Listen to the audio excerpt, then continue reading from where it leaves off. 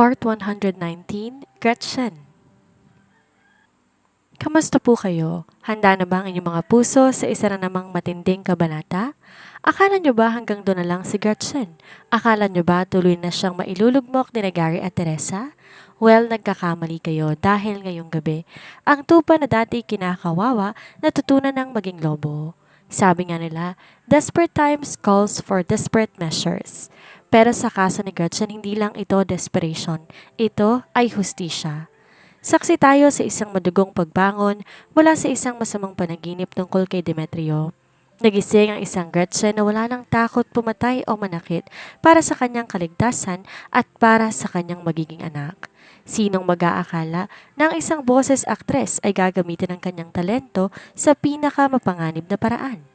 Isang pala, isang madugong plano at isang amang ituturing na parang baboy na ibebenta sa palengke. Nakakakilabot, di ba? Pero ang tanong, karapat-dapat ba ang sinapit ni Gary? O sadyang naging masyadong malupit na rin ang tadhana kay Gretchen para gawin niya ito sa sarili niyang ama? Halina't makinig at tutukan ng bawat detalye ng tensyon. Dito niyo malalaman na kapag ang isang ina ay nanganib, kahit ang sarili niyang mga magulang hindi niya sasantuhin. Nako, exciting! Kaya, simulan na natin. Hindi niya mapigilan ang maluhad dahil sa inis niya, marahas niyang pinunasan gamit ang kanyang balikat. Hindi siya dapat umiyak. Hindi to karapat-dapat sa mga luha niya. Ilang sandali pa tinapos na nito ang tawag kasabay ng mga hakbang nito papalapit sa gawin niya. Agad niyang ipinikit ang kanyang mga mata at nagkunwaring wala pa ring malay.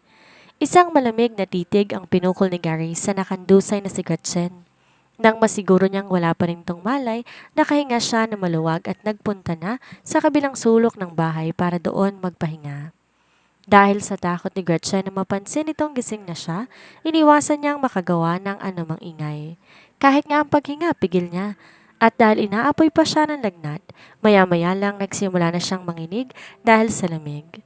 Kahit naman sanay na siyang pinapabayaan lang ng mga ito noon, sa kaibuturan ng puso niya, naghahanap pa rin siya ng kalinga mula sa mga magulang niya.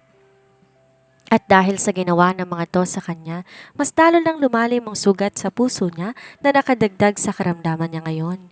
Pinilit niya ang sariling bumangon, subalit dahil nangihina siya gawa ng lagnat, uhaw at gutom, muli siyang napahiga at nawala ng malay sa ikalawang pagkakataon. Gretchen? Nangunot ang kanyang noo. Tama ba ang narinig niya? May tumatawag sa pangalan niya. Dahan-dahan niyang iminulat ang kanyang mga mata at natagpuan ang sarili sa tuktok ng bundok kung saan may isang boses na tumatawag sa pangalan niya. Ilang sandali pa siyang napatulala bago niya napagtanto na boses iyon ni Demetrio. Demetrio? Demetrio, nandito ka! Buong lakas niyang sigaw. Agad na tumayo si Gretchen at hinanap ang pinanggalingan ng boses. Ilang saglit pa ay nakita niya si Demetrio na naglalakad papunta sa gawin niya. Isang malawak na ngiti ang sumilay sa labi niya na agad din namang napawi nang makita kung sinong nasa likuran ng asawa niya. Nanlaki ang mga mata ni Gretchen na makita ang malademonyong ngisi ni Gary na nakasunod kay Demetrio. Demetrio, mag-ingat ka! Nasa likuran mo si Papa? Puno ng takot at pag-aalala niyang sigaw. Subalit huli na para mapagtanto yon ng lalaki. Walang pag-aalilangan tong tinulak ng kanyang ama sa bangin. Sa dalawa niyang mga mata nakita niya ang pagkahulog ni Demetrio sa matarik na bangin sa ibaba. Hindi! Matinis niyang sigaw, kasabay ng marahas na pagdilat ng kanyang mga mata. Habol niya ang sarili niyang hininga habang inililibot ang tingin niya sa paligid. Wala siya sa tuktok ng bundok, kundi nasa loob pa rin ang bahay na pinaglagyan sa kanya ng kanyang mga magulang. Nakita niya, naroon pa rin naman si Teresa at Gary sa pwesto nito. Nakahinga siya ng maluwag. Pinagpapasalamat niya na panaginip lang ang lahat. Akala niya tuluyan ng mapapahamak sa Demetrio sa kamay ng sarili niyang ama. Humugot siya ng hangin. Napansin niyang naliligo na pala siya ng pawis. Kahit papano nagpapasalamat siya na napanaginipan niya si Demetrio. Ang boses nito ang siyang naging daan para magising siya at magkaroon ng lakas na tumakas. Mahimbing na ang tulog ni Gary gawa ng pagod sa halos buong araw na pagmamaneho. Narinig pa niya ang malakas itong hilik gaya ng kanyang ina. Hindi pa rin gumagalaw ang ginang sa pwesto nito dahil ganun pa rin naman ang posisyon nito bago siya mahimatay.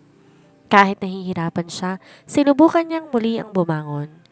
Nang magawa na niyang nais niya, nilingan niyang tingin sa paligid. Maliit lang ang silid at wala pang masyadong kagamitan. Agad na nakakuha ng kanyang pansin ang isang bintana at basag na salamin. Dahan-dahan kumilos si Gretchen palapit sa may bintana, pero dahil nakatali ang kanyang mga kamay at paa, halos umabot pa ng lampas 10 minuto bago siya nakarating sa may bintana. Dinampot niya ang basag na salamin gamit ang kanyang kamay na nakatali sa likuran niya at sinubukang putulin ang lubid. Subalit hindi niya makita ang nakatali niyang kamay. Nasugatan pa siya sa unang subok niya. Napasulyap si Gretchen kay Gary sa takot na baka magising ito. Mabuti na lang at mukhang walang napansin ng lalaki at nagpatuloy lang sa mahimbing nitong pagkakatulog. Tiniis niya ang hapdi ng sugat niya sa kamay at tinuloy pa rin ang dahan-dahang pagputol ng lubid. Hindi niya alam kung magpapasalamat ba talaga siya sa sugat niya at nakatulong yon para lalong magising ang diwa niya. Subalit habang sinusubukan ni Gretchen na putulin ng lubid, hindi niya inaasahan na masyado pala yung makapal at matibay pa. Kaya naman natagalan siya at makailang beses pa na tumigil para siguraduhin na hindi magigising ang kanyang ama sa ingay. Nang makita niyang walang reaksyon ng mga ito, ay mas binilisan pa niya ang kanyang kilos.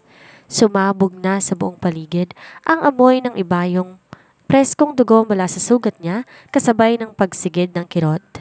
Kinagat niya ang pang-ibaba niyang labi at tiniis ang sakit. Ito na lang ang pagkakataon niya. Kapag nag-umaga na, sigurado siya na hindi na siya makakatakas pa. Ilang sandali pa, tuluyan ng naputol ang lubid na nakatali sa kanyang kamay. Nakahinga siya ng maluwag at mabilis na tinanggal ang lubid na nakatali sa kanyang mga paa. Matapos niyang matagumpay na maalis ang kanyang mga tali, sandali pa niyang hinilot ang namamanhid niyang mga kamay bago siya tumayo. Maingat ang kanyang mga galaw. Isang pagkakamali niya lang, tapos nang lahat sa kanya. Mabuti na lang at tumila ng ulan sa labas at natatanaw niyang malapit na ring mag-umaga. Kahit nangangatog pa ang mga tuhod niya sa pinaghalong panghihina at nerbiyos, agad siyang nagtungo sa may pinto. Subalit gano'n na lang ang pagkadismaya niya na makitang may nakakabit ng mga lata sa pinto. Kapag tuluyan niya yung binuksan, makakagawa siya ng ingay na siyang magiging dahilan para magising ang kanyang ama. Sigurado siya, hindi yon ideya ng kanyang ina dahil hindi naman to gano'n katalino. Mariin siyang napapikit. Talagang binibigyan siya nito ng rason para maging marahas. Huminga na malalim si Gretchen para pakalmahin ang sarili niya. Sinigurado talaga ng kanyang ama na hindi siya makakatakas mula dito, pero hindi naman siya makakapayag. Ito ang nagtulak sa kanya para lumaban, kaya wala na siyang kasalanan kung ano man ang magiging kahihinat na nito sa mga kamay niya. Hindi rin naman siya nito tinrato ng maayos, kaya wala nang rason pa para makonsensya siya. Maingat niyang sinara ang pintuan at naghanap ng bagay na maaari niyang magamit laban kay Gary. Napagtanto niyang isang lumang bodega ang kinalalagyan nila ngayon at may ilan pang mga tools ang naroon. Agad na nakakuha ng kanyang atensyon ng isang pala malapit sa kinahigaan ng kanyang ina. Tahimik siyang naglakad papunta sa gawin ng ginang at kinuha ang pala. Kailangan niyang unahin ang mapanganib na banta sa silid na kinaroroonan nila at yon ay walang iba kundi ang kanyang ama. Agad siyang naglakad papunta sa gawin ng lalaki, bitbit ang pala. Kinagat niya ang pang-ibaba niyang labi. Hanggat maaari ayaw niyang manakit, pero wala siyang mapagpipilian kung gusto niyang makalabas doon ng ligtas. Para sa anak niya, hindi pwedeng maging malambot ang puso niya para sa kanila. Sa kaisipang yon, inangat niya ang pala sa ere para ihampas sa kanyang ama. Sakto naman na parang may nararamdamang panganib si Gary.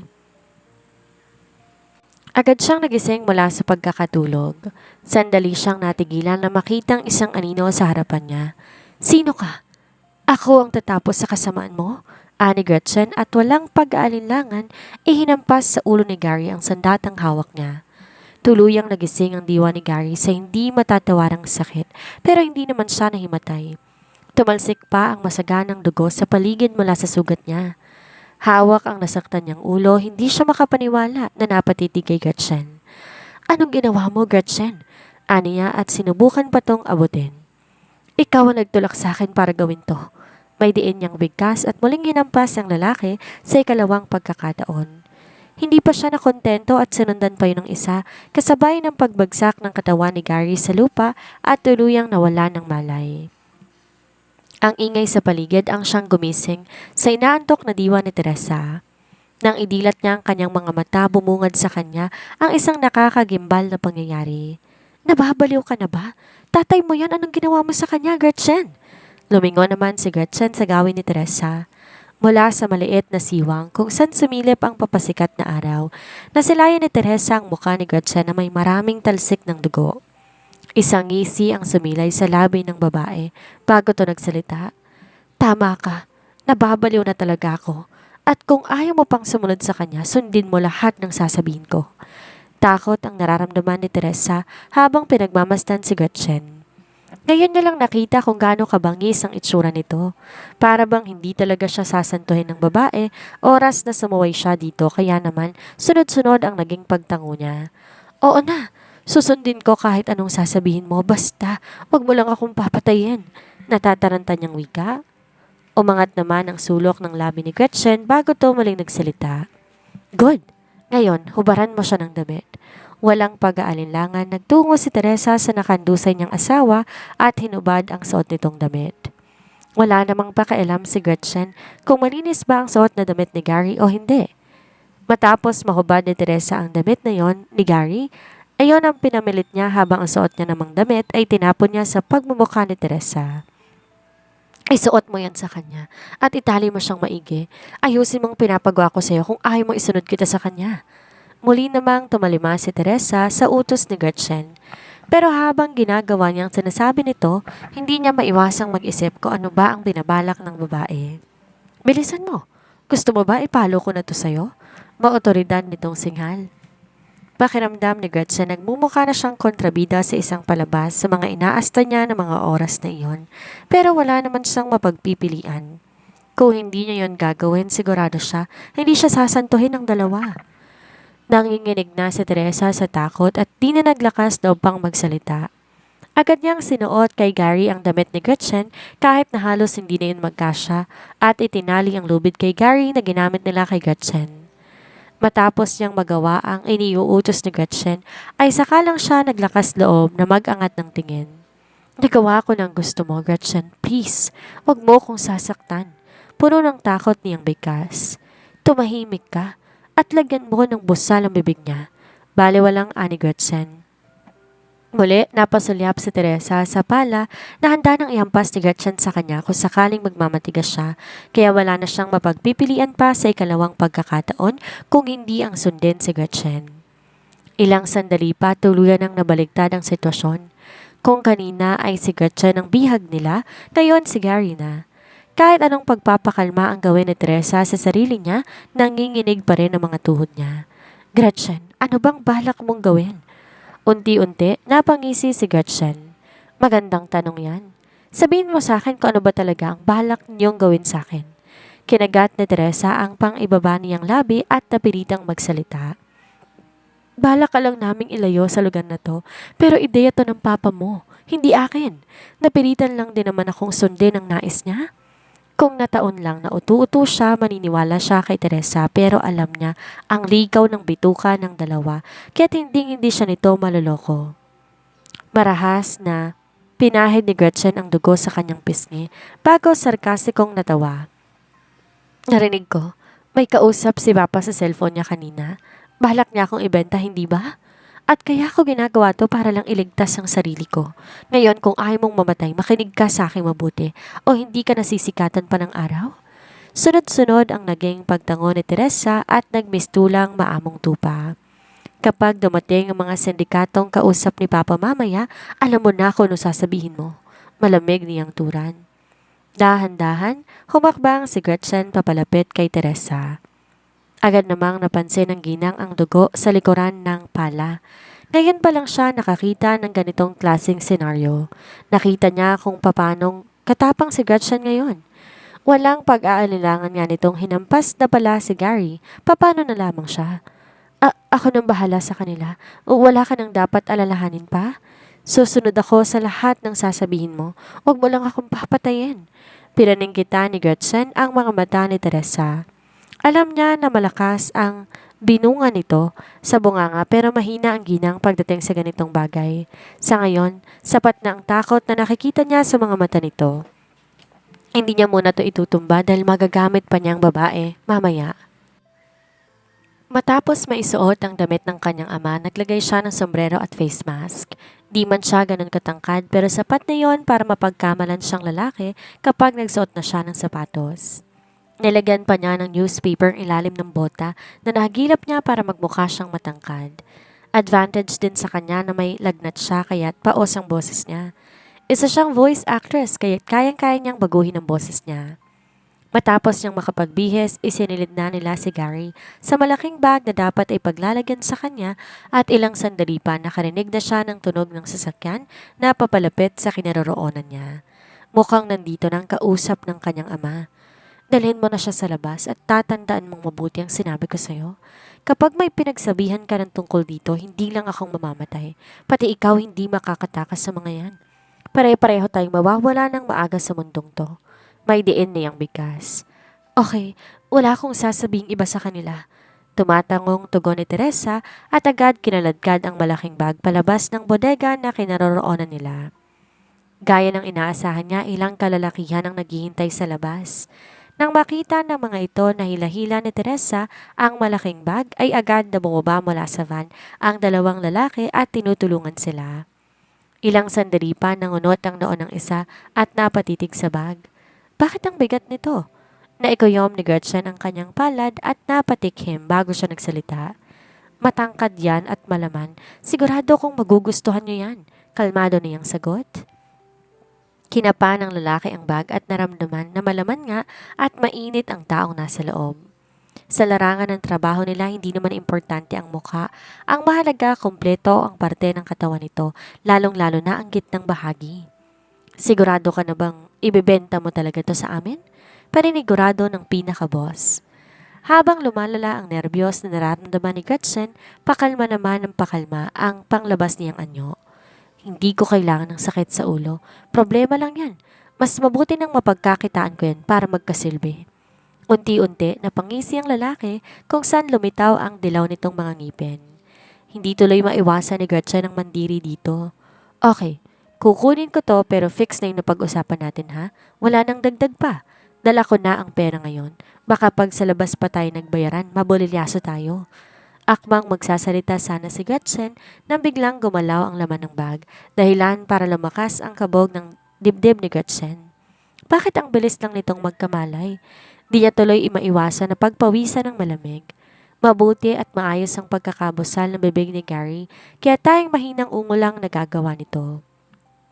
Agad na pagtanto ni Gary na nakatali siya.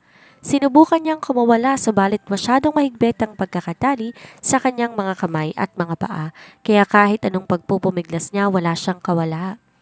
Tumikwas ang isang kilay ng lalaking kaharap ni Gretchen. Anong nangyayari?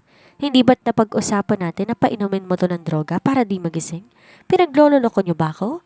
Kalmado lang ang mga mata ni Gretchen at sinalubong ng titig ang mga mata ng lalaki. Ginawa na namin yan. Tanong mo pa sa asawa ko. Kaswal niyang sagot at tinulak sa Teresa para ito naman ang magsalita. Kita niya ang pamumutla sa mukha ng babae, kaya naman pasikreto niyang pinisil ang braso nito, palatandaan na kailangan nitong magsalita. Totoo ang sinasabi niya. Pinainom namin sa kanya lahat. Wala nang natira kahit isang patak. Napatango-tango ang lalaki at mahinang natawa. Mukhang malakas ang babaeng to ah. Nakangisi nitong bigkas at pinalo pa ang bandang puweta ni Gary. Napangiti ng lihim si Gretchen nang makitang paniwalang-paniwalang lalaki sa kanya. At kahit ano pang gawin ni Gary, hinding-hindi nito makakatakas pa sa kapalaran na ginawa niya para sa lalaki. Masyadong pinasakit ng babae nga ng ulo ko, kaya naman bilang parusa sa kanya, bibigyan pa kita ng discount. Igaya na lang natin sa presyo ng buhay na baboy sa palengke. 200 pesos ang bawat kilo, tapos mga 70 kilos yan kaya nasa 14,000 ang babayaran mo sa akin. Nagulat naman ang lalaki sa sinabi ng kausap niya. Napagkasundoan nila na 20,000 ang presyo ng babae. Nang makita ni Gretchen ang pag-aalangan sa itsura ng lalaki, agad siyang nagsalita. Oras na bayaran mo na yan. Hindi mo na siya pwedeng ibalik sa akin. Masama ang ugali niyan at matigas ang ulo, kaya mahihirapan ka sa kanya. Napangising muli ang lalaki. Huwag kang mag-alala. Gustong gusto ko ng mga babaeng palaban. Mas ginaganahan ako, pero sigurado ka bang ayaw mong taasan ko ang presyo? Napaismid naman si Gretchen. Kung hindi ko lang gagamitin ng pera, ibibigay ko na lang sa iyo yan ng libre. Wala namang halaga yan. Nagngingit-ngit sa galit si Gary nang marinig ang mga pinagsasasabi ni Gretchen. Ang kapal na mukha nitong insultuhin ng pagkatao niya. Natuwa naman ang lalaking miyembro ng sindikato sa naging usapan nila ng kasosyo niya. Akalain mong nakadiscount pa siya. Agad niyang binigay ang pera at sa takot na magbago pang isip ni Gretchen, agad sinakay ng mga tauhan nito ang bag at mabilis na nilisan ang lugar. Nako, grabe yon. Nakakapangilabot, hindi ba? Ang taong nagplano na ibenta ang sarili niyang anak, ngayon siya ang nasa loob ng sako. Binebenta sa halagang mas mura pa sa kilo ng karne sa palengke. Karma nga ba itong maituturing? O sadyang nahanap na ni Gretchen ang dilim na matagal nang tinago ng kanyang mga magulang sa kanya? Sa pag-alis ng van kasama si Gary, isang malaking katanungan ang naiwan. Ano nang mangyayari kay Teresa sa kamay ni Gretchen? At hanggang kailan kayang panindigan ni Gretchen ang pagiging kontrabida para lamang mabuhay? Sana'y nagustuhan nyo ang tindi ng mga pangyayari ngayong linggo. Huwag kalimutang i-like ang ating video at mag-subscribe para din nyo mapalampas ang susunod na yugto ng ating kwento. I-comment nyo rin ang inyong reaksyon. Sa tingin nyo ba tama lang ang ginawa ni Gretchen sa kanyang ama? Muli, ako ang inyong narrator, Miss Sandra. Maraming salamat sa inyong walang sawang pakikinig. Hanggang sa muling kabanata mga ka-story. Happy Sunday!